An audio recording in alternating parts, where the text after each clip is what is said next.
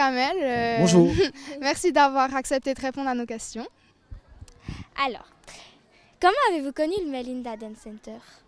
Alors comment j'ai connu Melinda? Par l'intermédiaire de sa sœur, Rebecca, qui danse sur Paris et qui a déjà travaillé avec moi et puis qui m'a dit ah mais ma sœur elle adorerait t'accueillir et puis je sais pas pourquoi, peut-être parce qu'un attachement aussi à la Suisse, j'ai dit ok parce que je donne jamais de stage et puis j'en ai donné un il y a 3 ans et puis quand elle m'a rappelé en me disant oui j'ai un nouveau studio, il est super, je dis bon allez ça marche, je viens.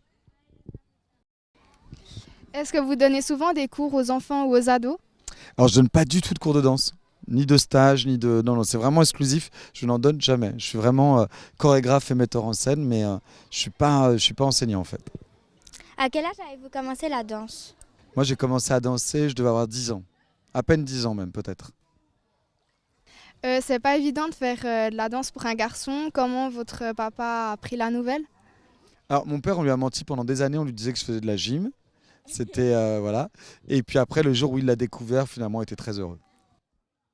Quelles sont les écoles que vous avez suivies avant d'arriver là où vous êtes aujourd'hui? Alors d'abord dans un premier temps école de quartier, puis après un petit peu une école à Paris qui s'appelle l'AID. Et très vite j'y ai enseigné finalement. Et puis après j'ai beaucoup appris sur le tas. Et puis après je prenais des cours ouverts dans plusieurs écoles. Classique, moderne, contemporain, hip-hop, tout.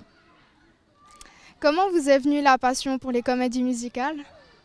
Alors, la première fois que j'ai chorégraphié une comédie musicale, c'était Les 10 Commandements. Je n'avais jamais vu de comédie musicale dans ma vie avant. Donc ça a été une découverte. Voilà. Je ne savais pas trop ce que j'allais y faire et comment ça fonctionnait. Et du coup, ça m'a beaucoup plu. Et puis maintenant, dès que je peux, je vais en voir une. Ouais. Où trouvez-vous votre inspiration pour créer vos chorégraphies? Alors la plupart du temps, je suis quelqu'un d'instinctif qui ne prépare pas à l'avance. Et c'est plutôt les gens qui sont en face de moi qui m'inspirent. Ok. Durant votre carrière, vous avez travaillé avec de nombreuses stars. Et quelle est votre plus belle rencontre? Oula, c'est une question difficile ça. Quelle est ma plus belle rencontre? Je dirais tout simplement mes danseurs. Voilà, c'est eux mes stars. Les 10 commandements datent de 2000 et a fait un énorme carton.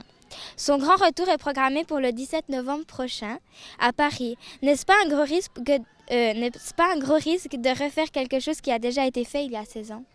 Alors non, parce que je ne pense pas que ce soit un grand risque de reprendre les 10 commandements, parce qu'il y a une vraie demande.